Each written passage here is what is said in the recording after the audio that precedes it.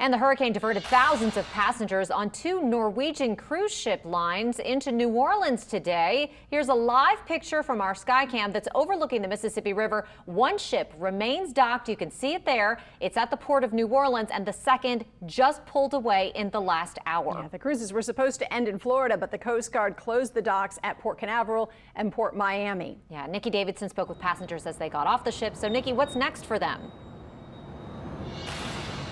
Well, as you can imagine, all of those people really just want to go home right now. It's important to note that the storm did not cut their vacation short. Rather, it extended it. And some people treated it like a party. Other people thought of it as something completely different. I learned never again to travel during hurricane season. Docked for Dorian.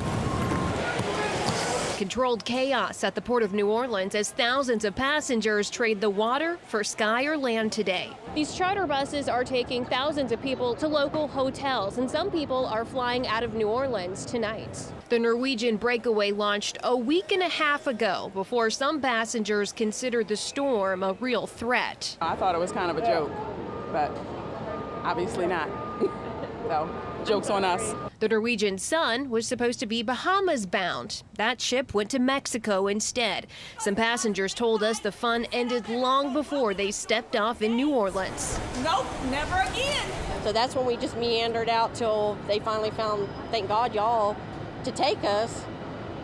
I mean, food was running out, service was getting worse and worse. So it was like Hotel California. You could check in, but you couldn't check out. And that party is really over as they navigate thousands that just want to go home.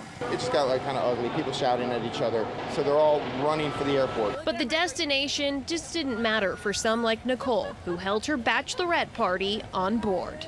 We're all together and things happen, and we'd rather be safe than sorry. Crazy wild fun. I think I will never forget. A lot of different opinions there, and as you can imagine, with all of those people deboarding today, it took hours and hours. And we noticed that in the beginning, in the morning, people seemed tired but very patient, in good spirits. Later on in the afternoon, that kind of changed a little bit. People started to get more frantic. There were some people actually running on the bus to get to the airport. And I do know tonight some people are still sitting at the airport waiting for their flights, so we will keep updated with them and see how long it takes for them to get home. But for now, I'm going to send it back to you guys in the studio. All right, Nikki, thank you. I imagine it was a tense situation on board. And just remember, keep it right here on Channel 4. We will have continuing coverage with live updates on Hurricane Dorian. You can also get the latest information on WWLTV.com, our app, and of course, our social media pages.